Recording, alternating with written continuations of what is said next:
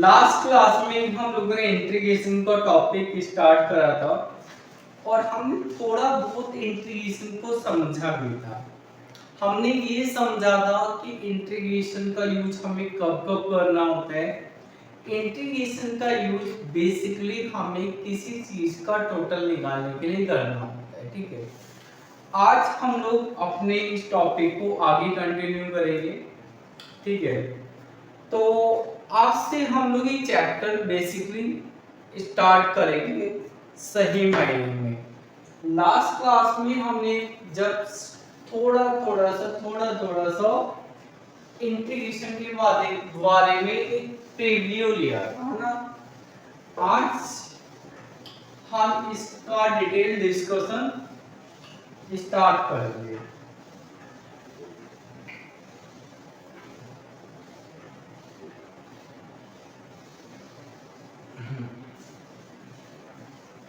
देखिए,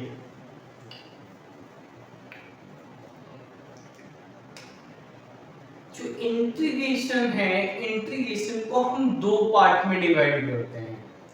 एक होता है इंडेफिनिट इंटीग्रेशन और एक होता है डेफिनिट इंटीग्रेशन। फिर एक टॉपिक आता है डिफरेंशियल इक्वेशन का। तो डिटेल में जाने से पहले हम लोग ये समझते हैं कि इंडेफिनिट इंटीग्रेशन में हमें क्या पढ़ना होता है और डेफिनिट इंटीग्रेशन में हमें क्या पढ़ना होता है। इंडेफिनिट इंटीग्रेशन कब यूज में आता है और डेफिनिट इंटीग्रेशन कब यूज में आता है।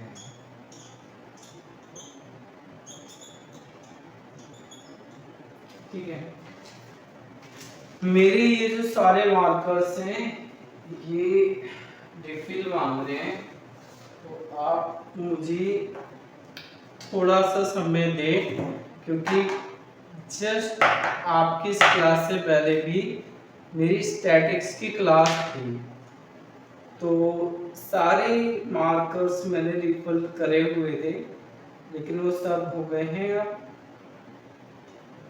खत्म। ठीक है, चलिए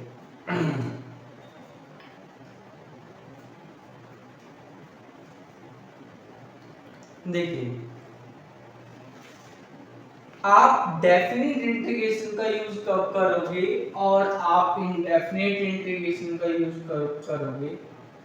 अगर आपको कभी फंक्शन निकालना हो, ध्यान रखना, इंडेफिनिट इंटीग्रेशन हमें फंक्शन देता है। क्या देता है? फंक्शन। जैसे रेवेन्यू फंक्शन, यानी रेवेन्यू फंक्शन का मतलब हमने टोटल रेवेन्यू निकाला है इक्वेशन की फॉर्म में। यूटिलिटी फंक्शन,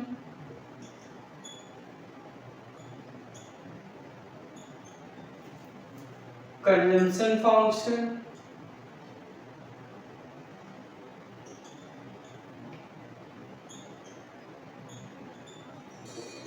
डिमांड फंक्शन,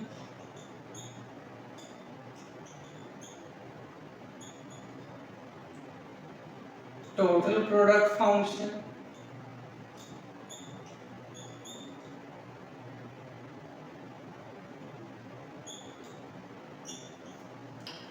आप चाहो तो इन सब के आगे टोटल भी लगा सकते हो। तो आपको ये बात समझ में है कि इंडेफिनिट इंटीग्रेशन से आपको क्या मिलेगा? एक फंक्शन मिलेगा, एक इक्वेशन मिलेगी। डेफिनिट इंटीग्रेशन से हमें पर्टिकुलर आंसर मिलता है, हमें एक पर्टिकुलर नंबर मिलता है। ठीक है, क्या मिलेगा? आपको एक नंबर मिलेगा। जैसे for example,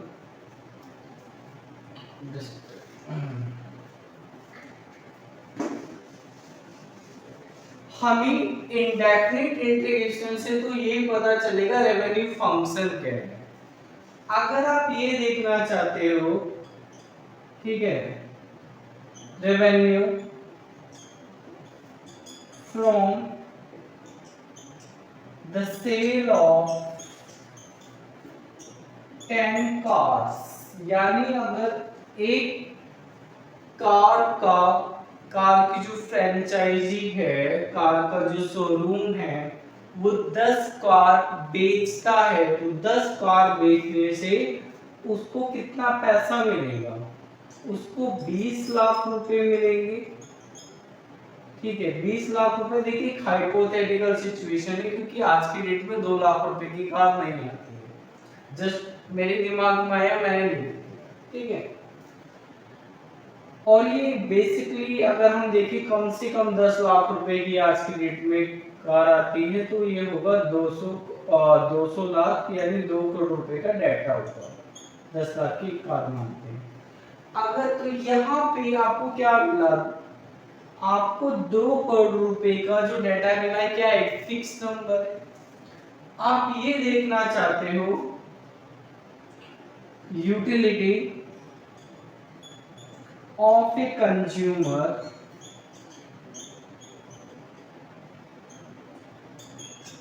from 1 kg milk and 5 kg mango. और मिल्क को ना हम लोग लीटर में नापते हैं। क्या? लीटर में। जितनी भी लिक्विड चीजें होती है उसको हम लीटर में नापते हैं। अगर आप ये देखना चाहते हो कि अगर एक कंज्यूमर 1 लीटर दूध का कंजम्पशन करता है और 5 किलोग्राम मैंगो का कंजम्पशन करता है, इसकी टोटल यूटिलिटी कितनी होगी? फॉर एग्जांपल 5 होगी। तो 5 एक नंबर है। किससे पता चलेगा? डेफिनेट इंटीग्रेशन से। ठीक है, आप ये देखना चाहते हो व्हाट इज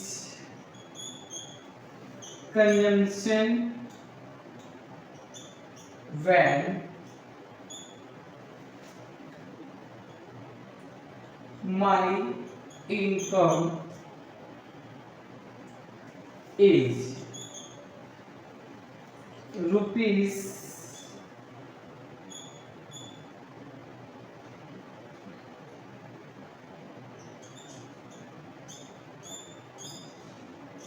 50,000 पर मंथ। अगर मेरी इनकम 50 रुपए महीना है तो मैं कितना कंज्यूम करूंगा? अब 50,000 में से फॉर एग्जांपल मैं 40,000 रुपए कंज्यूम करूंगा, तो 40,000 क्या है? एक फिक्स नंबर है। तो डेफिनेट इंटीग्रेशन से आपका जो भी आंसर आएगा वो एक फिक्स नंबर होगा। Is it clear?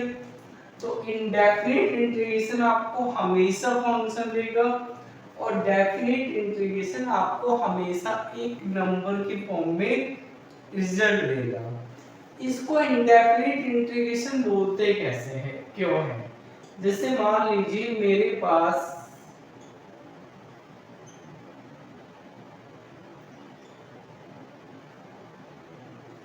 Revenue function ये आया, तो इस रेवेन्यू फंक्शन से मुझे ये नहीं पता चल रहा है कि इस फर्म का रेवेन्यू कितना है, 10 लाख है, 20 लाख है, 30 लाख है, 1 करोड़ है, 2 करोड़ है, नहीं पता चल रहा है। मुझे जस्ट रेवेन्यू फंक्शन मिला, कोई एक नंबर, एक डिजिट नहीं मिली कि कितना रेवेन्यू है। मुझे एक यूटिलिटी फंक्शन मिला, फॉर एग्जांपल ये,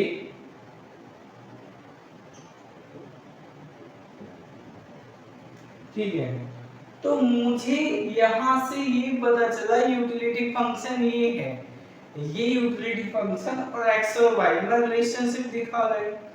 बट मुझे ये नहीं पता चल रहा है कि मैं अगर 1 लीटर मिल्क कंज्यूम करता हूँ और मैं 5 किलोग्राम मैंगो को कंज्यूम करता हूँ, तो मुझे यूटिलिटी कितनी मिलेगी, ये मुझे यहाँ से पता नहीं चलेगा। ये कहां से पता चलेगा? डेफिनेट इंटीग्रेशन से पता चलेगा। आई थिंक आपको बातें समझ में आ रही होगी। इसके अलावा डेफिनेट इंटीग्रेशन से अगर इन सभी फंक्शंस का हमें ग्राफ दिया है या हमें फंक्शन दिया है और हमें इनमें से किसी फंक्शंस का एरिया निकालना है तब भी हम लोग डेफिनेट इंटीग्रेशन का ही यूज करेंगे। एक बात तो समझो, अगर मैं आपसे कहता हूं कि ये बुक है हमारे पास, आप ये बुक कैसी है, ये बुक रेक्टेंगल शेप में है स्क्वायर शेप में है, तो ये ना रेक्टेंगल है ना ये स्क्वायर शेप में है, ये क्यूबॉइड है। क्यों? इसकी हाइट भी है, लेंथ भी, ब्रेथ भी है। बुक क्या होती है? क्यूबॉइड होती है। अगर मैं आपसे कहता हूं कि आप मुझे इसका एरिया बताओ, एरिया एक डिजिट होती है ना, इसका एरिया 5 हो सकता है, 6 हो सकता है, 10 हो सकता है, 8 हो सकता है, 12 हो सकता है। तो एरिया एक कांस्टेंट नंबर होगा, एक नंबर होगा, एक डिजिट होगी आंसर। तो एरिया भी क्या होता है? एरिया भी डिजिट होती है। तो यहां से डेफिनेट इंटीग्रेशन आपको हमेशा एक नंबर देगा, एक डिजिट देगा जो कि डिफाइन है, हमें पता है क्या है, डेफिनेट है। यहां से हमें पता नहीं है रेवेन्यू क्या है, तो ये इंडेफिनेट है, हमें एग्जैक्ट वैल्यू नहीं मिलती है। इंडेफिनेट नाम ही इसलिए क्योंकि ये हमें किसी भी चीज की एग्जैक्ट वैल्यू नहीं देता है, ये जस्ट फंक्शन देता है। इसका नाम डेफिनेट इंटीग्रेशन इसीलिए है क्योंकि यहां से हमें एग्जैक्ट आंसर मिलेगा, हमें फंक्शन नहीं मिलेगा। क्लियर? इसके बाद जैसे मैंने आपसे कहा था, हम डेफिनेट इंटीग्रेशन, इंडेफिनेट इंटीग्रेशन और डिफरेंशियल इक्वेशन, तीन टॉपिक है जहां पे हम इंटीग्रेशन को पढ़ेंगे। तो मैंने बताया इंडेफिनेट इंटीग्रेशन से क्या क्या मिलता है, डेफिनेट इंटीग्रेशन से क्या क्या मिलता है। अब मैं बताता हूं आपको कि हमें डिफरेंशियल इक्वेशन से क्या मिलता है। जब मैं एक इंडेफिनिट इंटीग्रेशन का क्वेश्चन सॉल्व करूंगा तो मुझे फंक्शन मिलेगा। जब मैं डेफिनिट इंटीग्रेशन का क्वेश्चन सॉल्व करूंगा तो मुझे एक नंबर मिलेगा, है ना। जब मैं डिफरेंशियल इक्वेशन का क्वेश्चन सॉल्व करूंगा तो मुझे मिलेगा एक टाइम पाथ। हम टाइम पाथ जब हमें कैलकुलेट करना होता है तो हम यूज करते हैं डिफरेंशियल इक्वेशन। एग्जाम में एक क्वेश्चन बहुत बार आता है कि आपको एक कॉक डगलस प्रोडक्शन फंक्शन दिया होता है ऐसे, और आपसे कहा जाता है आपको इस फंक्शन को यूज करके कैपिटल लेबर रेशो का टाइम पाथ निकालना है। तो टाइम पाथ कैसे निकलेगा? डिफरेंशियल इक्वेशन से निकलेगा। बात ये आती है कि टाइम पाथ होता क्या है, तो ये बात हम जब ही सीखेंगे जब डिफरेंशियल इक्वेशन सीखेंगे। मैंने ये बता दिया इंडेफिनिट इंटीग्रेशन में क्या होता है, डेफिनिट में क्या होता है, कब कब क्या क्या मिलता है, और टाइम डिफरेंशियल इक्वेशन से बता दिया टाइम पाथ क्या होता है। अब हम लोग स्टार्ट करेंगे in detail indefinite integration, that is chapter number 11 in my notes। ठीक है, तो 11 चैप्टर नंबर 11 है आपके बैच में, मैंने इसके नोट्स अपलोड कर दिए हैं, तो आप देख लीजिएगा।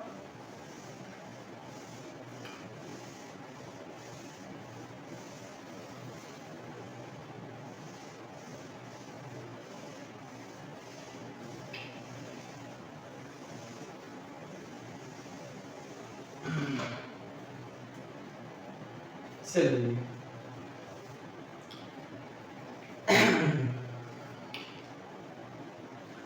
तो हम स्टार्ट करते हैं इंडेफिनिट इंटीग्रेशन चैप्टर 11। चैप्टर का नाम है इंडेफिनिट इंटीग्रल टेक्निक। अब देखिए इस चैप्टर के अंदर हमें कितनी चीजें पढ़नी है, तो इस चैप्टर के अंदर हम 5 चीजें पढ़ेंगे।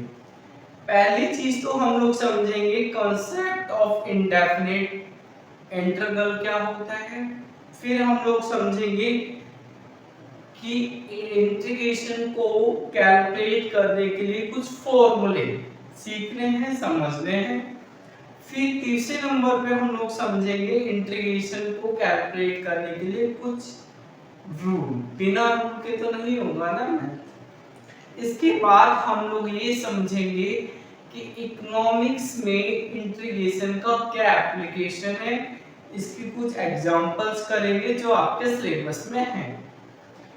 इसके बाद हम लोग 5वें नंबर पे पढ़ेंगे मेथड्स ऑफ इंटीग्रेशन। देखिए वैसे तो हम इंटीग्रेशन के मेथड की बात करें तो बहुत सारे मेथड्स हैं, और सीबीएसई बोर्ड की में बात करें, हम एनसीईआरटी की बात करें 12th क्लास में, तो इंटीग्रेशन का चैप्टर ही सबसे बड़ा चैप्टर है।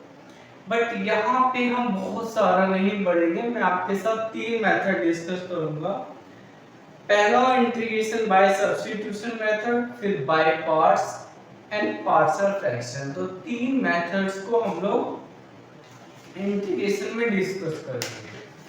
अब चैप्टर नंबर 11 के हम पहले टॉपिक पे आते हैं। टॉपिक है कॉन्सेप्ट ऑफ इंडेफिनिट इंटीग्रेशन। अब जो ये टॉपिक है, मैंने काफी चीजें आपको बता दी है। इस टॉपिक से क्वेश्चन बनता है, क्योंकि आपको पता है आपके एग्जाम में थ्योरी के क्वेश्चंस भी आते हैं और न्यूमेरिकल क्वेश्चंस भी आते हैं, और कभी कभी क्वेश्चन ऐसा भी होता है जिसको हम हाइब्रिड क्वेश्चन कहते हैं। एक ही क्वेश्चन में 2 से ज्यादा चैप्टर्स या 2 चैप्टर्स को जब इंक्लूड कर दिया जाता है तो ऐसे क्वेश्चन को हम लोग हाइब्रिड क्वेश्चन कहते हैं। हाइब्रिड क्वेश्चन का मतलब होता है एक ही क्वेश्चन में 2 या 2 से ज्यादा टॉपिक इंक्लूड कर दिए गए हैं। और आपके एग्जाम में इस तरह के क्वेश्चंस भी आते हैं, एक ही क्वेश्चन में थ्योरी भी होती है, एक ही क्वेश्चन में न्यूमेरिकल होता है। कोई प्रेडिक्शन नहीं है, कोई हम डिसाइड नहीं है कि कितने मार्क्स की थ्योरी आएगी, कितने मार्क्स का न्यूमेरिकल आएगा। पिछले साल के एक्सपीरियंस के बेस पे भी हम ऐसी कोई स्ट्रेटेजी नहीं बना सकते हैं इतने नंबर की थ्योरी आएगी और इतने नंबर का मैथ आएगा। स्ट्रेटेजी तो ये तो बना सकते हैं कि कितने नंबर का मैथ आएगा, कितने नंबर की स्टैटिक्स आएगी, एक रफली प्रीवियस ईयर के क्वेश्चन देख के। तो ये जो हमारा टॉपिक है, पहला टॉपिक चैप्टर 11 में कॉन्सेप्ट ऑफ इंडेफिनिट इंटीग्रेशन। इस टॉपिक पे जो सबसे पहला क्वेश्चन बनता है वो क्वेश्चन है ये। क्वेश्चन ये है कि आपसे इंडेफिनिट इंटीग्रेशन के ऊपर थ्योरी का क्वेश्चन पूछ लिया जा सकता है। क्वेश्चन सीधा सीधा ये पूछा जाता है कि इंडेफिनिट इंटीग्रल क्या है। What do you understand by indefinite integral? अभी तक मैं बोल रहा था इंटीग्रेशन इंटीग्रेशन इंटीग्रेशन, यहाँ पे क्वेश्चन में वर्ड आया इंटीग्रल। इंटीग्रल क्या होता है? मैं इस पूरे क्वेश्चन का आंसर कैसे आपको सिस्टमैटिक देना है, आपको जो लाइव बैच है, मैंने लाइव बैच में इसके नोट्स अपडेट कर दिए हैं, आप वहां पे देख सकते हो। और जो लोग लाइव क्लासेस नहीं ले रहे हैं और वर्किंग है या किसी और की वजह से जो रिकॉर्डेड क्लासेस देखते हैं, वो लोग अपने मंथ वाइज बैच में चैप्टर वाइज बैच में जाओगे तो चैप्टर वाइज बैच में आप देख लेना, वहां पे भी मैंने इस चैप्टर के नोट्स अपडेट कर दिए। ठीक है, तो लाइव बैच में और जो चैप्टर वाइज बैच है वो दोनों ही जगह मैंने नोट्स अपडेट कर दिए। तो नोट्स कैसे लिखना है, बहुत सिंपल सी लैंग्वेज में नोट्स में आप देख लोगे। बात क्या है कि थ्योरी के क्वेश्चन में लिखना क्या है।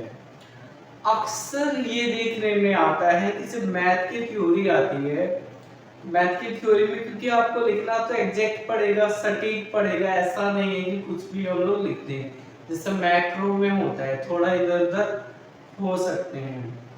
MEC 004 economics of growth and development में थोड़ा इधर उधर चल जाता है। 205 इंडियन इकोनॉमिक पॉलिसी में भी थोड़ा इधर उधर चल जाता है। बट माइक्रो की थ्योरी में और मैथ की थ्योरी में ऐसा नहीं चलेगा, स्टैटिक्स की थ्योरी में भी नहीं चलेगा। एग्जैक्ट चीजें वही समझानी पड़ेंगी जो है। तो समझाना क्या क्या है ये समझते हैं डिटेल में। क्वेश्चन अगर ये आएगा तो 10 मार्क्स का आएगा, 20 मार्क्स का इंटीग्रेशन का क्वेश्चन आता है, 12 मार्क्स का आता है। आप कहोगे 10 मार्क्स का कैसे आ गया, तो 20 मार्क्स के क्वेश्चन के दो पार्ट भी तो आ जाता है ये और भी, 10 मार्क्स के हो गए। तो आपको लिखना क्या है, सबसे पहले तो आप ये समझाओगे कि इंडेफिनिट इंटीग्रेशन होता क्या है। अब हम एक गड़बड़ और करते हैं, हम जैसे स्कूल में लिखते हुए आते हैं ना 6, 7, 8, 9, 10 क्लास में, वैसे ही स्टार्ट करते हैं, सीधी सीधी डेफिनेशन रट लेते हैं। आप कहीं भी जाओगे, बहुत सारी बुक्स में, बहुत सारे यूट्यूब चैनल्स पे सीधी सीधी डेफिनेशन देते हैं। Integration, what is integration? Integration is inverse of differentiation. But आपको सीधी सीधी डेफिनेशन नहीं रटनी है, आपको प्रोसेस समझना है, क्या है क्या है क्या है क्या है। जब हम प्रोसेस समझते हैं ना तो हमें चीजें याद करने नहीं पड़ती हैं, चीजें याद हो जाती हैं। अब ऐसे क्यों होता है, देखिए हमारी इकोनॉमिक्स में जितनी भी बुक्स हैं, जितनी भी रेफरेंस बुक हैं, मैथमेटिक्स में, माइक्रो में, मैक्रो में, ऑलमोस्ट नहीं 99% सारे फॉरेनर ऑथर्स हैं। आप किसी इंडियन ऑथर्स को पढ़ना और आप फॉरेन ऑथर्स को पढ़ना, एक डिफरेंस मिलेगा। हमारी जो ऑथर स्टार्ट करते हैं वो इस तरीके से स्टार्ट करते हैं, कोई टॉपिक लिया फॉर एग्जांपल इंटीग्रेशन, सीधा उठा के इंटीग्रेशन की डेफिनेशन देंगे, इसके यूज देंगे, इसके मेरिट्स देंगे, इसके डिमेरिट्स देंगे, टॉपिक खत्म। आप स्टैंडर्ड डेविएशन पढ़ लो, सीधा मीनिंग, यूजेस यानी यूटिलिटीज, मेरिट, डिमेरिट्स, लिमिटेशंस, खत्म। लेकिन जब आप एक फॉरेन ऑथर को पढ़ोगे ना तो बड़े सिस्टमैटिक तरीके से किताबें लिखी जाती हैं। पहले कनेक्ट करा जाता है, चीज के बारे में बताया जाता है, उसका एग्जाम्पल दिया जाता है, रियल लाइफ से उसको कनेक्ट करा जाता है, फिर धीरे धीरे धीरे धीरे बड़ी सिस्टमैटिक तरीके से चीजें चलती हैं। आप इंडिया की किताब पढ़ोगे तो पतली पतली होती है, बाहर की किताबें मोटी मोटी होती है, कारण उन्होंने बड़ी धीरे धीरे बारीकी से चीजें एक्सप्लेन करी होती है। यहाँ की तरह नहीं सीधा इंटीग्रेशन क्या है, वहां की किताब में इंटीग्रेशन क्या है ये तो आप 10 पेज पढ़ने के बाद डेफिनेशन मिलेगी आपको, पहले बेस बनाया जाएगा। यही तरीका होता है चीजों को समझने का।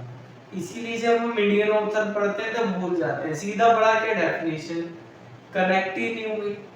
पहले डेफिनेशन पढ़ी याद थी, 4 चैप्टर में 50 डेफिनेशन पढ़ ली, सारी भूल गए, लास्ट वाली याद है, या फिर वो याद है जो पहले ने एक बार पढ़ रखी किसी और क्लास में।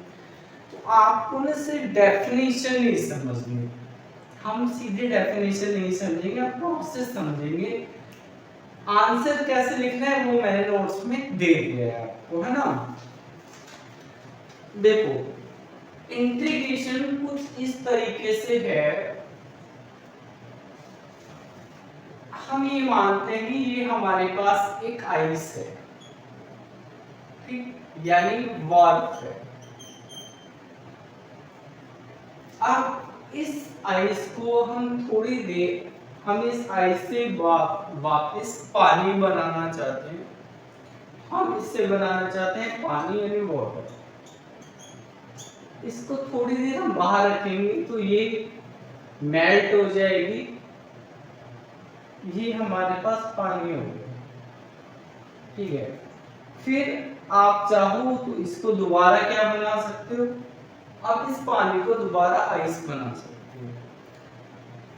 ये सर्कल है, चलता रहेगा, इस बर्फ को दोबारा बाहर रखो, पानी बनेगा, फिर फ्रिज में रखो, फिर आइस बन जाएगी। तो ये कुछ प्रोसेस आप ऐसे समझिए, अगर आइस का आइस को आपको वाटर बनाना है तो आप उसका डिफरेंशिएशन करोगे।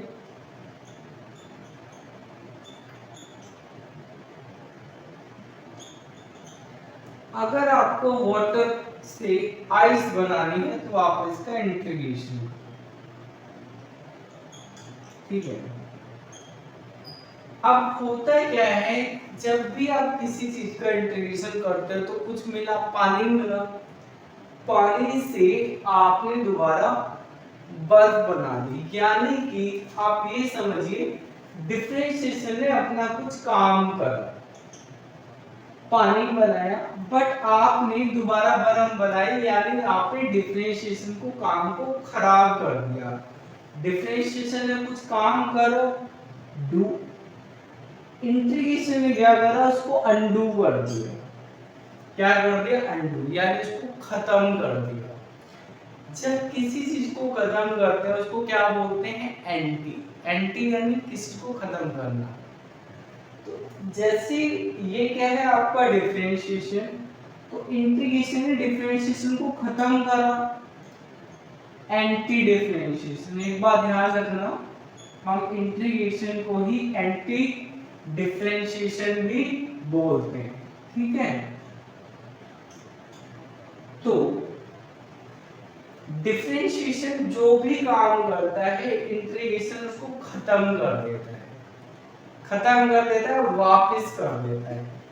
हम लोग कंप्यूटर यूज करते हैं ना, कंट्रोल जेड, अनडू। अनडू क्या करता है? वापस, रिवर्स।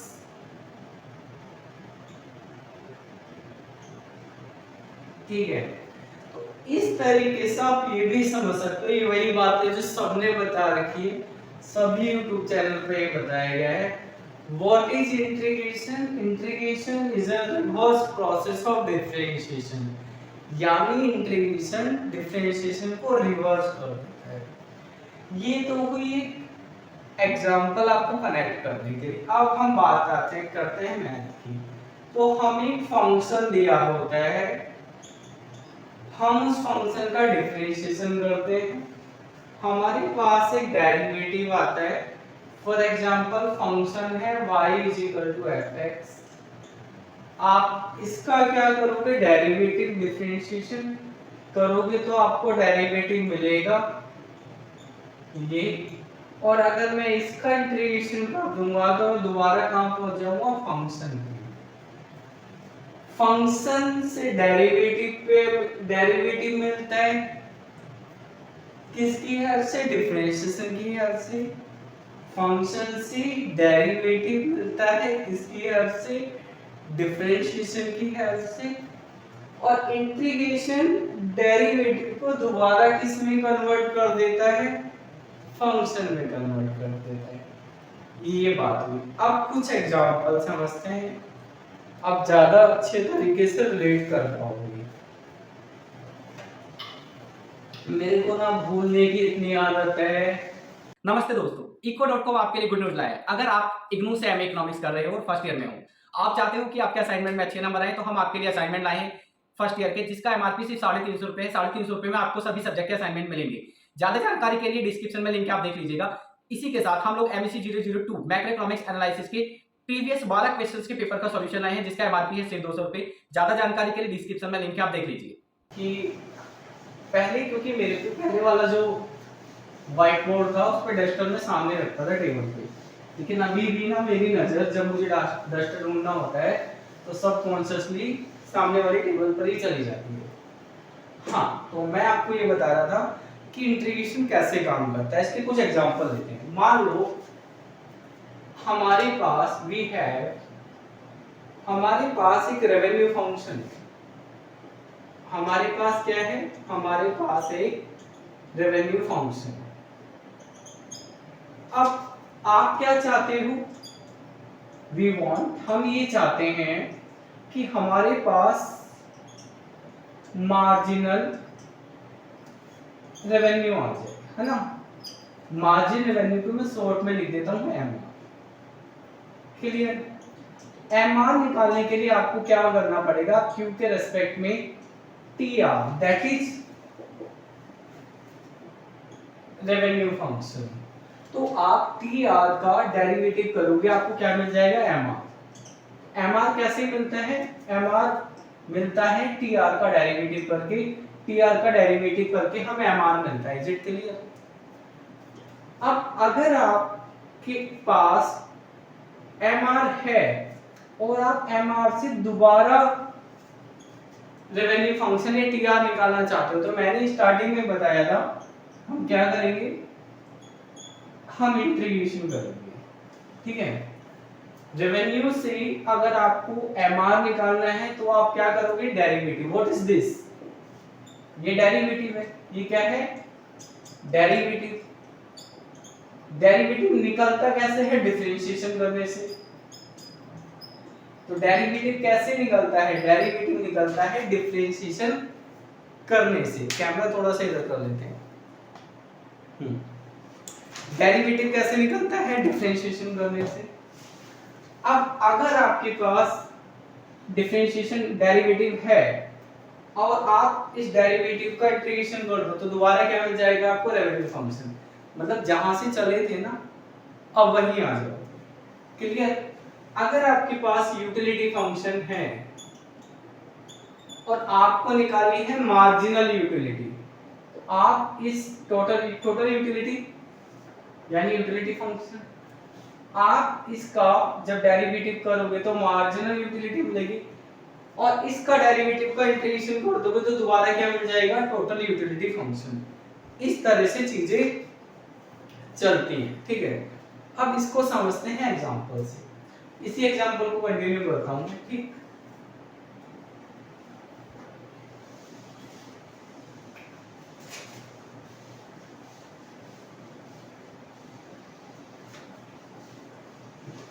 देखो हमारे पास क्या है, वी है, हमारे पास है एक रेवेन्यू फंक्शन दैट इज, कुछ भी हो सकता है, चलिए रेवेन्यू फंक्शन है, ये मान लेते हैं रेवेन्यू फंक्शन। ठीक है, हम क्या चाहते हैं, वी वांट, हम एम आर चाहते हैं। हमें क्या निकालना है, एम आर निकालना है। तो एम आर निकालने के लिए आप क्या करोगे, आप इस revenue function that is T R, आप इसका डेरिवेटिव करोगे। जब इसका डेरिवेटिव क्यू के रिस्पेक्ट में करोगे तो आपको क्या मिल जाएगा, आपको एम आर मिल जाएगा। Is it clear? I think यहां तक आपको कोई भी डाउट नहीं होगा। ये व्हाट इज दिस, इसके लिए हम लोग क्या करते हैं, हमने डिफरेंशिएशन करा। देखिए मुझे ना आपको दो बातें बतानी है, हालांकि एक बात मैं बता चुका हूं। ये बात मैंने जब आपको चैप्टर नंबर 3 पढ़ाया था तब मैंने आपको बता दिया था कि डेरिवेटिव क्या होता है और डिफरेंशिएशन क्या होता है। ऐसे ही मुझे आपको ये भी बताना है इंटीग्रल और इंटीग्रेशन में डिफरेंस। डेरिवेटिव और डिफरेंशिएशन में डिफरेंस में चैप्टर 3 में बता चुका था, रिपीट करा दूंगा एक बार। इंटीग्रल और इंटीग्रेशन में डिफरेंस मुझे बताना है, वो मैं आज की क्लास में ही आपको बताऊंगा। ठीक है, तो ये डिफरेंशिएशन का काम है। अब मान लीजिए कभी कभी क्या होता है, वी हैव, हमारे पास एम आर है, एम आर यानी हमारे पास टी आर का डेरिवेटिव है, एंड हमें निकालना क्या है, वी वांट टोटल रेवेन्यू कहो या रेवेन्यू फंक्शन कहो। तब जब भी डेरिवेटिव दिया हो, ध्यान रखना इंटीग्रेशन जब आप करोगे वो डिफरेंशिएशन को उल्टा करता है। तो आपको ये दिया है, आपको निकालना क्या है, आपको निकालना है टी आर, किसकी हेल्प से, इसकी हेल्प से, ये आपको दिया है। कैसे निकालेंगे समझते हैं। हम इसको लिखेंगे, जो चीज क्वेश्चन में दी होती है उसको लिखते हैं ना, पहले लिखा, इसकी यहां मल्टीप्लाई करो, क्रॉस मल्टीप्लाई, एम आर ये इधर आया, यहाँ पे क्या बचा, लेफ्ट साइड पे ये बचा, ये आपको पता है ये डेरिवेटिव का साइन होता है, इसका मतलब होता है विद रिस्पेक्ट टू एक्स। अब इसकी तो यहाँ क्रॉस मल्टीप्लाई कर दी, ये जो डेरिवेटिव का साइन है ना, ये जब आप इसको इधर लेके जाते हो यानी इसकी साइड चेंज करते हो तो ये बदल जाता है इंटीग्रेशन में। क्या बदल जाता है, इंटीग्रेशन में। अब क्यों बदलता है ये भी समझते हैं, ठीक है। मैथमेटिक्स में जब भी आप किसी चीज की साइन को चेंज करते हो तो वो उल्टा हो जाता है। क्या हो जाता है, उल्टा, यानी एंटी हो जाता है। एंटी मतलब उल्टा। जैसे x + 2 = y, मुझे यहां से 2 को इधर लेके जाना है, इधर आके -2 हो गया, तो 2 -2 में क्या रिलेशन, -2 इज अपोजिट ऑफ 2, ठीक है। अगर हम लोग काफी पढ़ चुके हैं, आई एक मैट्रिक्स है, आइडेंटिटी मैट्रिक्स, ए भी एक आइडेंटिटी मैट्रिक्स है, मुझे ए को इधर लेके जाना है, ए इधर जाता है तो ए के ऊपर क्या हो जाता है, इनवर्स हो जाता है। इनवर्स, उल्टे को ही इनवर्स बोला जाता है। क्या बोला जाता है, उल्टे को। तो किसी भी चीज की साइड चेंज करने का मतलब होता है उसका उल्टा कर देना। तो ये जो साइन था ना, ये डेरिवेटिव का साइन था। डेरिवेटिव क्या दिखाता है, रेट ऑफ चेंज। चेंज कैसे निकलता है, मेरा वेट पहले 60 केजी था, मेरा वेट अब 76 केजी है। मैं आपसे पूछूंगा बताओ मेरा वेट कितना चेंज हो गया, आपका वेट 16 केजी। निकाला कैसे, आपने ऐसे निकाला, मेरे नए वाले वेट में से मेरे पुराने वाले वेट को घटा दिया, क्या आ गया, 16। तो डेरिवेटिव का मतलब ही चेंज होता है, रेट ऑफ चेंज। चेंज निकलता है कैसे, चेंज चीजों को आपस में घटा के निकलता है। कैसे निकलता है, आपस में चीजों को घटा के निकलता है। डेरिवेटिव यही तो है ना, ये सब पढ़ाया है मैंने आपको 3rd चैप्टर में। डेरिवेटिव ये है, सॉरी 3rd नहीं 4th चैप्टर में ये। और ये क्या होता है, ये डेल्टा बाई डेल्टा एक्स ही तो होता है। हम इसमें लिमिट लेते हैं, जब लिमिट लेने के बाद ये डेल्टा इसमें चेंज हो जाता है। और दुनिया जानती है, आप भी जानते ही हो कि डेल्टा का मतलब क्या होता है, डेल्टा का मतलब चेंज होता है। तो डेरिवेटिव का मतलब चेंज होता है। चेंज का उल्टा क्या, चेंज मतलब घटाना, सब्ट्रैक्ट करना, डिफरेंस लेना। घटाने का उल्टा क्या होता है, जोड़ना। जोड़ने को इंग्लिश में क्या कहते हैं, ऐड करना, सम करना। तो सीधी सी बात है, ये जो डेरिवेटिव है ना, जब इसकी साइड चेंज करते हो, डेरिवेटिव मतलब डिफरेंस, माइनस करना, सब्ट्रैक्ट करना आपस में। साइड चेंज करोगे तो इंटीग्रेशन में चेंज हो जाएगा। इंटीग्रेशन का मतलब क्या होता है, जोड़ना। सीधी सिंपल सी बात है। तो आपको क्या मिल गया, आपको टीआर मिल गया ना, टीआर दिया था, डेरिवेटिव से एमआर निकाला, डेरिवेटिव दिया था, डेरिवेटिव से टीआर निकला। अब टीआर है क्या, टीआर है ये है टीआर। ये क्या है ये समझते हैं।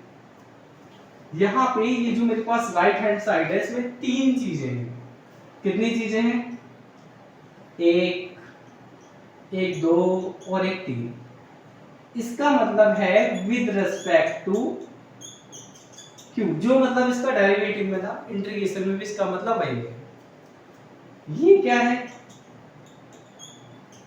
ये इंटीग्रेशन का साइन है, ये भी जग जाहिर है।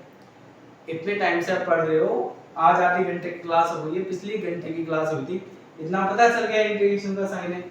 इंटीग्रेशन किसका करा जा रहा है, एमआर का करा जा रहा है। इंटीग्रेशन किसका करा जा रहा है, इंटीग्रेशन करा जा रहा है एमआर का। तो जिस चीज का हम लोग इंटीग्रेशन करते हैं ना, उस चीज को हम लोग बोलते हैं इंटीग्रेंड। ये क्या हो गया, इंटीग्रेंड, ठीक है। तो टीआर कैसे निकला, टीआर है ये, टीआर है, और उसको करने के, इसको निकालने के लिए करना क्या है, एमआर का इंटीग्रेशन करना है। 3 चीजें यहाँ पर हैं, तो मैंने तीनों का आपको अलग अलग मतलब बताया कि भाई इंटीग्रल का साइन है, इसका इंटीग्रेशन करना है एमआर का, तो ये हो गया आपका इंटीग्रेंड। और क्यू के रिस्पेक्ट में करना है, तो ये हो गया with respect to x, sorry with respect to q. अब बात ये है कि इनका एक साथ क्या मतलब है, इन चीजों का एक साथ क्या मतलब है, सॉरी इसका एक साथ क्या मतलब है, इन तीनों चीजों को अगर मैं मिलाऊं, ये और ये, इसका मतलब है integral of MR with respect to Q. What is this? This is, अच्छा समझ लो भाई, क्वेश्चन जो है ना आपकी स्क्रीन पर दोबारा देख लो, उसका आंसर ऐसे समझा रहे हैं जैसे मैं समझा रहा हूँ। मैं बड़े डिटेल में समझा रहा हूँ धीरे धीरे, क्योंकि जिसको देखना है मतलब जिसको सीखना है वो इस वीडियो को देखेगा। तो बहुत सारे चैनल्स हैं जहाँ पे 5-5 मिनट की वीडियो है, आप वहाँ पे भी देख सकते हो ना। देखो सीखना ना 5 या 4-3 मिनट की वीडियो में नहीं हो सकता है, सीखना तो एक प्रॉपर लेक्चर ही होता है, उसके लिए 1 घंटे का 40 मिनट का। वो अलग बात है कि हम 1 घंटे के लेक्चर्स को कई बार यूट्यूब पे आधे घंटे का ब्रेक करके डालते हैं, क्योंकि हमें पता है कुछ स्टूडेंट ही सीखने वाले होते हैं जो 1 घंटे का लेक्चर देख पाते हैं। कॉलेज में तो मजबूरी होती है कि बैठना है, अटेंडेंस मिलनी है, अगर नहीं बैठेंगे तो अटेंडेंस नहीं मिलेगी। पर ऑनलाइन तो ऐसी कोई मजबूरी नहीं, तो 1 घंटे का लेक्चर कम लोग देखते हैं। फिर भी मैंने करीब 25-30 लेक्चर 1-1 घंटे के डाल रखे हैं अपने चैनल पे, है ना। तो what is this? This is integral of MR with respect to Q। ये बात समझ में आ गई। TR कैसे निकलेगा? TR निकलेगा MR का इंटीग्रल लेके। अब इंटीग्रल निकालना कैसे है? तो इसको निकालने के लिए हम एक प्रोसेस का यूज करते हैं। इसको निकालने के लिए हम लोग क्या करते हैं? हम एक प्रोसेस का यूज करते हैं, द प्रोसेस ऑफ फाइंडिंग, या ड्राइव भी लिख सकते हो, इंटीग्रल इज कॉल्ड इंटीग्रेशन। तो मैंने अभी आपसे कहा था ना इंटीग्रल और इंटीग्रेशन में क्या डिफरेंस होता है मैं बताऊंगा, तो मैं समझा दिया है आपको। देखो आपको निकालना तो इंटीग्रल ही होता है। क्या निकालना होता है? इंटीग्रल। इंटीग्रेशन नहीं निकालना होता है, इंटीग्रल निकालना होता है। इंटीग्रल को निकालने का जो प्रोसेस है, जो मेथड है, जो तरीका है, उसको इंटीग्रेशन कहा जाता है। What is integration? Integration is a process to finding, or you can say to derive the integral। किसी भी चीज का जब इंटीग्रल निकालते हो तो उसको निकालने का जो प्रोसेस है, उस प्रोसेस को ही हम लोग इंटीग्रेशन कहते हैं। तो इंटीग्रेशन निकालना नहीं होता है, इंटीग्रेशन करना होता है। निकालना क्या होता है? निकालना होता है इंटीग्रल। तो इंटीग्रल को निकालने के लिए जो प्रोसेस है that is integration। तो I think integration पता चल गया। integration is a process and what is integral? integral है sum। sum को निकालने का जो प्रोसेस है that is integration। तो ये बात समझ में आ गई कि अगर आपको रेवेन्यू फंक्शन दिया है, डेरिवेटिव से आपको MR मिल जाएगा। MR दिया है यानी डेरिवेटिव ऑलरेडी दिया है, उसका इंटीग्रेशन करो आपको मिल जाएगा TR। ये मैंने आपको इकोनॉमिक्स के एक एग्जांपल से समझाया, ठीक है। अब बात करते हैं कि आपको एग्जाम में अगर एक थ्योरेटिकल क्वेश्चन आएगा तो आंसर कैसे लिखना है। अब जो आंसर लिखना है उसके लिए ये सारी बातें जाननी जरूरी थी। अब इतनी सारी बातें आपको पता चल गई है कि हमें डेरिवेटिव दिया होता है, हम उसका इंटीग्रेशन निकालते हैं, तो हम दोबारा उसी फंक्शन पे पहुंच जाते हैं जिस फंक्शन का हमने डेरिवेटिव निकाला था। तो आप सबसे पहले ये लिखना, सीधी सीधी definition, derivative, we use derivative, और डेरिवेटिव को ही हम लोग डिफरेंशियल कैलकुलस कहते हैं, ठीक है। किस लिए यूज करते हैं? टू फाइंड या ड्राइव रेट ऑफ चेंज। ये आप सबको मैंने बताया था सिंपल डिफरेंशिएशन में कि डेरिवेटिव का यूज क्या होता है? डेरिवेटिव का यूज होता है रेट ऑफ चेंज। और डेरिवेटिव निकालने के लिए हमें देते क्या हैं? हमें हमेशा एक फंक्शन दिया होता है, तो ऑफ ए फंक्शन, हम डेरिवेटिव का या डिफरेंशियल कैलकुलस का यूज क्यों करते हैं? किसी फंक्शन का रेट ऑफ चेंज फाइंड करने के लिए या फिर ड्राइव करने के लिए। अब इसको हमें अगर उल्टा करना है, यानी हमने डेरिवेटिव का यूज क्या करा, एक फंक्शन का डेरिवेटिव निकालने के लिए दिया क्या था, दिया था हमें एक फंक्शन, ठीक है। तो इंटीग्रेशन क्या करेगी, बल्कि इंटीग्रेशन भी मैं गलत बोल रहा हूं, indefinite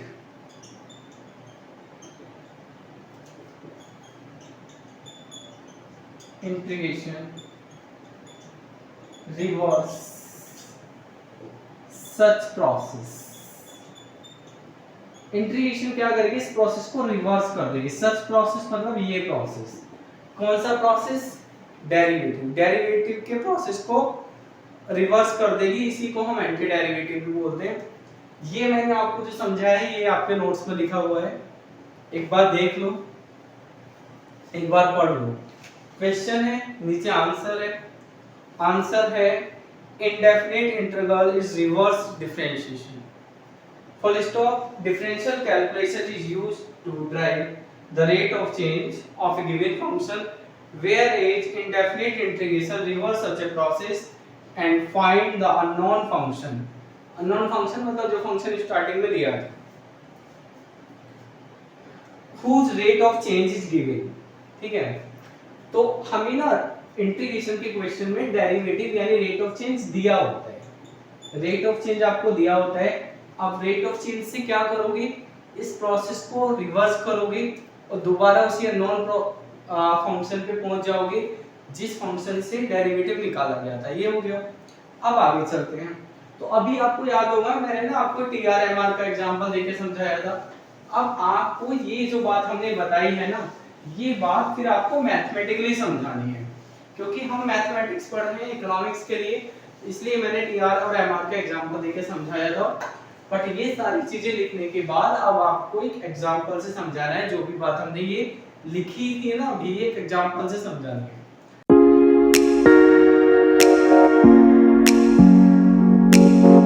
तो आप एग्जांपल से कैसे समझाओगे? सबसे पहले आपको अपने आप से एक फंक्शन लेना है। हमने एक फंक्शन ले लिया, ठीक है। फंक्शन लेने के बाद ये फंक्शन लिया मैंने, ठीक है। अब ये आप जो फंक्शन ले रहे हो इसके अंदर दो फीचर्स होने चाहिए, ठीक है। पहला तो ये फंक्शन कॉन्टिन्यूअस होना चाहिए, तो हम ये मान लेंगे कि ये फंक्शन कॉन्टिन्यूअस है, क्योंकि हमने सिंपल डिफरेंशिएशन में पढ़ा था फंक्शन का डिफरेंशिएशन तभी एग्जिस्ट करता है जब फंक्शन कॉन्टिन्यूअस होगा। अगर फंक्शन कॉन्टिन्यू नहीं है तो फिर उसका डिफरेंशिएशन नहीं निकाल सकते। दूसरी बात आपको ये भी समझनी है, ये भी आपको एज्यूम करके चलना है कि जो भी फंक्शन हमने लिया है वो कॉन्टिन्यूअस तो है ही, लेकिन वो डिफरेंशिएबल भी है। अगर दो कंडीशन सेटिस्फाई होगी तभी हम आगे की बातें समझाएंगे, नहीं तो नहीं समझाएंगे।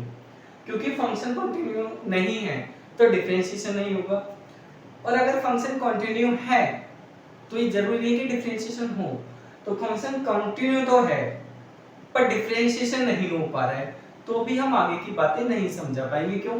क्योंकि जब डिफरेंशिएशन ही नहीं होगा तो हम रिवर्स किसको करेंगे? रिवर्स तो डिफरेंशिएशन को ही करते हैं ना, इंटीग्रेशन से। तो आप जो फंक्शन लोगे दो बातें लिखनी जरूरी है।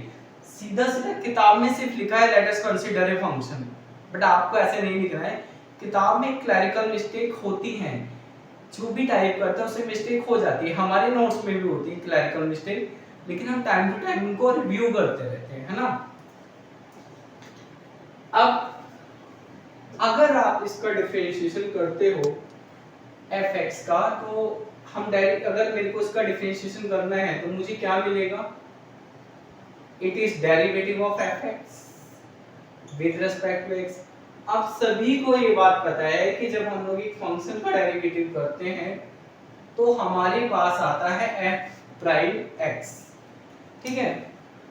f प्राइम x इसको पढ़ने का सही तरीका है, बाकी इसको ना f डैश x भी बोला जाता है, तो लेकिन बुक में देखोगे ना, आप डेरिवेटिव की कोई बुक पढ़ोगे तो उसमें इसको डैश से डिनोट नहीं करा है, इस सिंबल को हम लोग प्राइम बोलते हैं। What is prime? F prime x, ठीक है।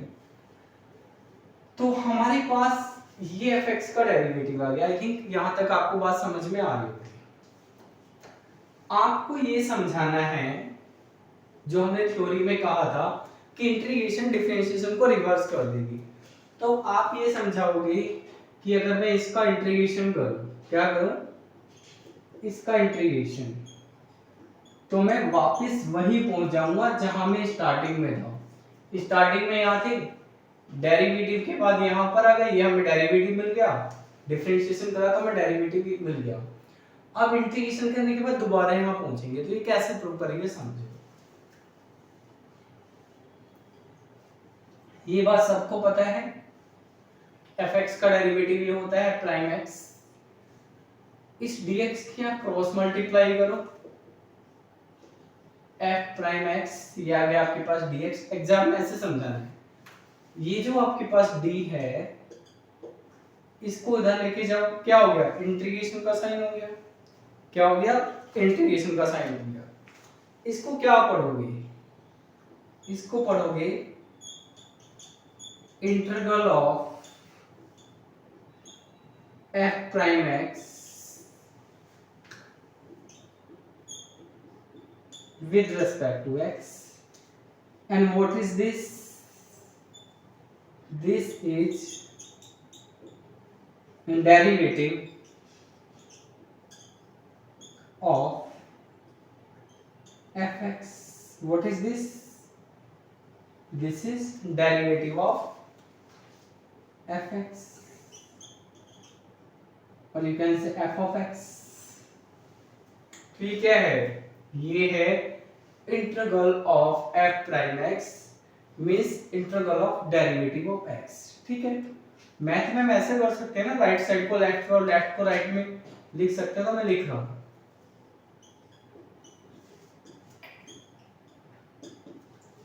इस वैल्यू को मैं इधर लेके आता हूं, ये हो गया। यस, ठीक है। तो what is this? This is, इसको मैं रफ कर रहा हूं,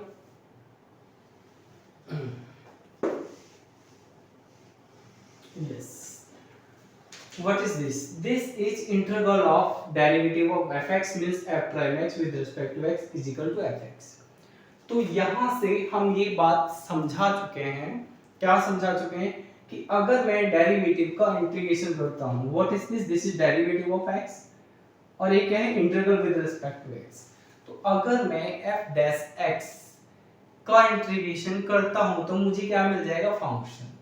क्या मिल जाएगा? फंक्शन। सीधा सीधा प्रूव हो गया, कोई दिमाग नहीं लगाना, कुछ नहीं करना, सीधा सीधा प्रूव हो गया। ठीक है, और इंटीग्रेशन करा किसका जा रहा है? इसका। जिसका इंटीग्रेशन करते हैं उसको क्या बोलते हैं? इंटीग्रेंड। ये बातें आपको याद रखनी। ठीक, चलिए, जब मैंने fx का डेरिवेटिव करा था तो मुझे ये मिला। अब एक नई बात समझते हैं, मैं इसको रफ करके यहाँ साफ साफ लिख रहा हूं।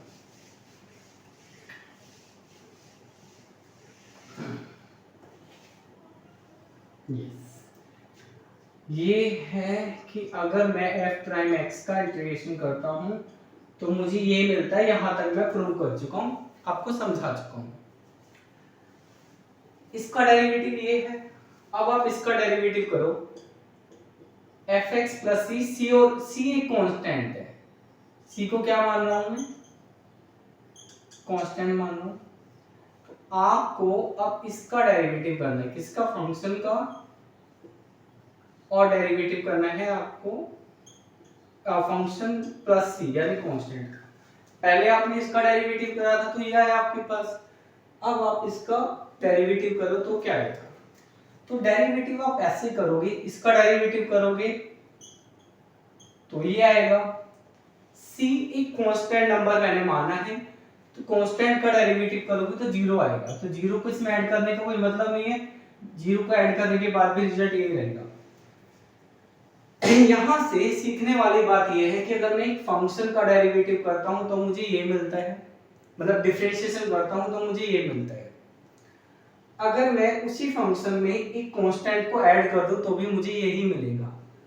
फंक्शन का डेरिवेटिव, फंक्शन में कांस्टेंट को ऐड करने के बाद डेरिवेटिव, दोनों रिजल्ट सेम है। देखो काफी टाइम हो गया था, आपके दिमाग में आ रहा है सर इंटीग्रेशन का क्वेश्चन कैसे आता है, न्यूमेरिकल कराऊं ना? अरे न्यूमेरिकल नहीं आएगा मेरे भाई मेरी बहन, न्यूमेरिकल के अलावा थ्योरी भी आएगी। तो थ्योरी कैसे करोगे? और दूसरी बात है, अब आप 12th क्लास में नहीं पढ़ रहे हो कि सीधा सवाल दिया कर दिया। सवाल भी पेपर में ऐसा आएगा, उसे तभी कर पाओगे जब थ्योरी क्लियर होगी। सवाल ऐसे थोड़ी आएगा कि सारे सवाल आसान आसान से आगे एप्लीकेशन आएगा। कुछ आसान सवाल भी आएंगे, ऐसा नहीं कि आसान नहीं आएंगे, पर एप्लीकेशन आएगा तो कैसे पता चलेगा आपको करना क्या है इसमें? लिखा तो होता नहीं क्वेश्चन में इंटीग्रेशन करो, तो जब तक बारीकी नहीं पता है, थ्योरी नहीं पता है, तो कैसे करोगे? दूसरी बात, सीधी सिंपल सी बात है कि ये लेक्चर्स उन बच्चों के लिए है ही नहीं कि जिनको सीधा सीधा ना न्यूमेरिकल करना है। बहुत सारे लेक्चर्स है, वो देख लो। ये लेक्चर्स उन्हीं स्टूडेंट्स के लिए जिनको ना सीखना है मैथ में, जिनको सिर्फ एमए इकोनॉमिक्स की डिग्री चाहिए ना, तो उनके लिए लेक्चर्स नहीं है। लेक्चर्स उनके लिए जिनको डिग्री भी चाहिए, सीखना भी है, आगे कुछ करना भी है। नहीं तो डिग्री वाले स्टूडेंट्स के लिए तो वैसे ही पास हो जाएंगे, दुनिया भर की यूनिवर्सिटी खुली है, क्यों इतनी सरदर्दी ले रहे हो इग्नू से इतने टेक्निकल सिलेबस करके, है ना? इसलिए मैं आपको आराम से समझा रहा हूँ। fx का डेरिवेटिव और fx प्लस कांस्टेंट का डेरिवेटिव एक ही होता है। अब यहां से एक बात समझते हैं, मैं इसकी क्रॉस मल्टीप्लाई करता हूं यहां पे,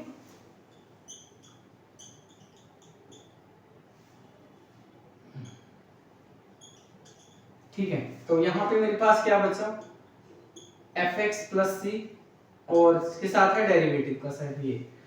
अब मैं ये तो इधर चला गया, यहाँ पे डेरिवेटिव बचा, इस डेरिवेटिव को भी इधर लेके जा रहा हूं, तो इंटीग्रेशन हो गया, अब ये डेरिवेटिव हट गया, ब्रैकेट भी हट गया, ठीक है?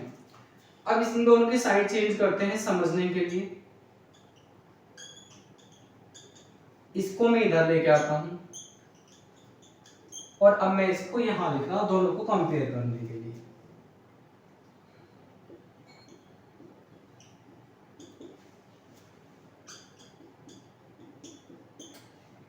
आप ये देखो, दोनों की लेफ्ट साइड सेम है पर राइट साइड अलग है।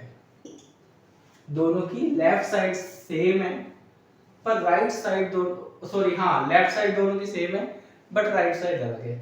यहां से समझ में ये बात आती है कि ये क्या है, what is this? This is derivative.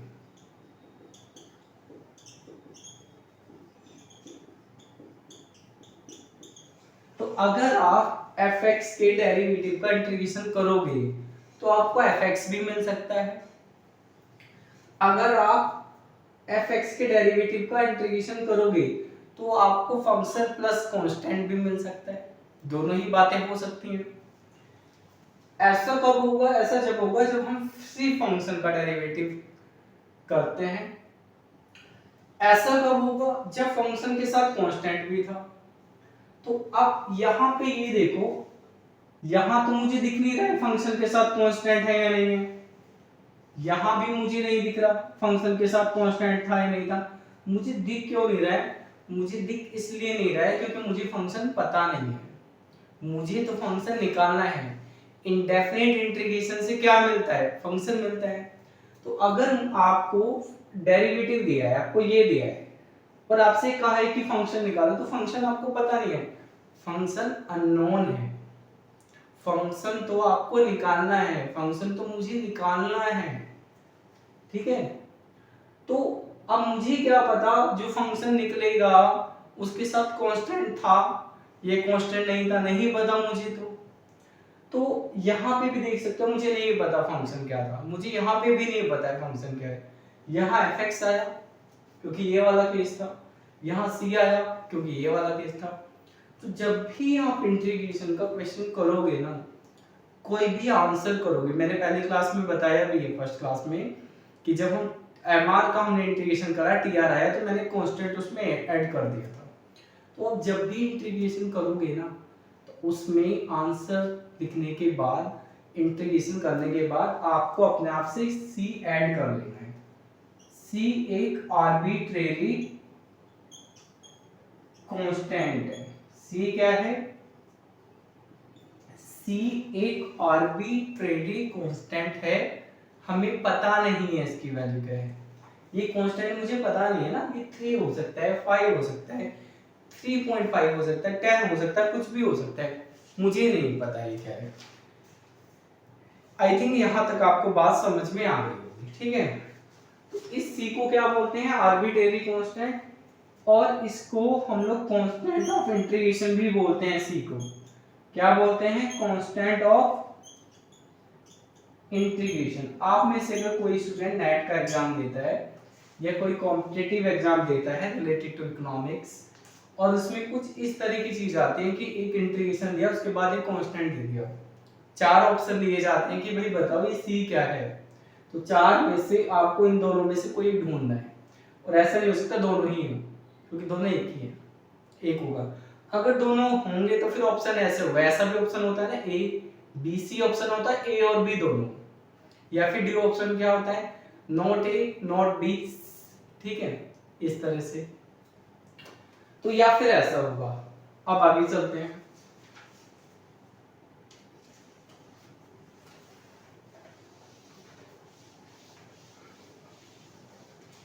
जब आप इतनी बात समझा दोगे, जितनी बात मैंने समझा दी है, देख लो आप एक बार नोट्स देख लो, ठीक है। जितनी बातें मैंने लिखी हैं उतनी सारी बातें ये नोट्स में मैंने समझा दी है, देख लो। अब ये सारी बातें समझाने के बाद आपको क्या करना है? आपको एक एग्जांपल देना होगा इस क्वेश्चन के आंसर में, जिस क्वेश्चन के आंसर को हम डिस्कस कर रहे हैं, ठीक है। तो आंसर कैसे लोगे? आप अपनी मर्जी से कोई भी डेरिवेटिव ले लो। जैसे मैंने डेरिवेटिव ले लिया है ये डेरिवेटिव है। आपको क्या करना है? आपको y की वैल्यू निकालनी है। y क्या है? y फंक्शन है। फंक्शन को हम ऐसे ही तो लिखते हैं ना, ऐसे लिखते हैं हम लोग फंक्शन को, आप सभी को पता है। एक सेकेंड रुकिएगा आप जरा।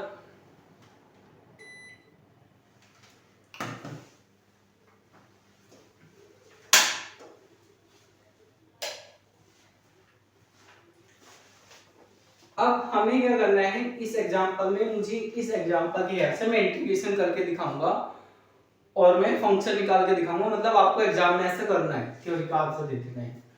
तो आप 3x स्क्वायर में इस dx की मल्टीप्लाई करो, यहाँ आपके पास y बचेगा, इस d को इधर लेके आओ, इंटीग्रेशन का साइन हो गया। इंटीग्रेशन करना है तो मैंने कल क्या बताया था आपको कल की क्लास में? इंटीग्रेशन करते टाइम कांस्टेंट को बाहर लिखते हैं, ठीक है।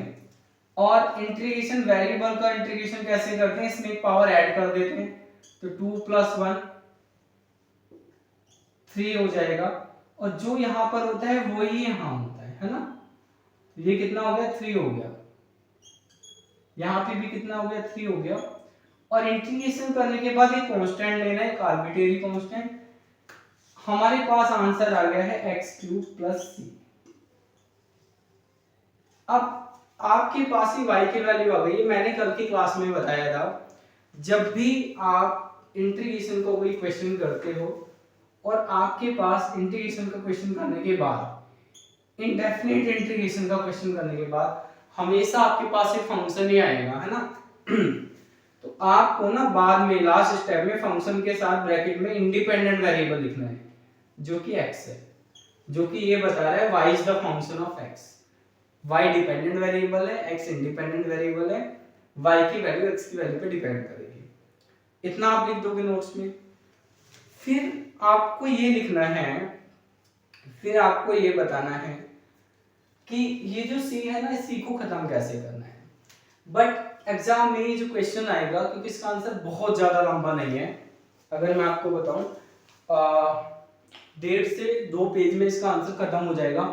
मैंने उतना ही बड़ा आंसर नोट्स में दिया है जितना बड़ा आपको एग्जाम में लिखना है, बड़े सटीक तरीके से लिखा है, ना कुछ ज्यादा ना कुछ कम। क्योंकि इग्नू की आंसर शीट में आप सभी को पता है अब जितने पेज मिलेंगे उतने ही मिलेंगे। आई थिंक 24 पेजेस होते हैं, उसके बाद एक्स्ट्रा शीट नहीं मिलेगी। तो ज़्यादा लंबा आंसर भी नहीं देना है, नहीं तो पेपर छूट जाएगा, एक्स्ट्रा सीट हमें मिलेगी नहीं। ये एग्जाम्पल हमने दे दिया, एक छोटा सा एग्जाम्पल आप और दे देना।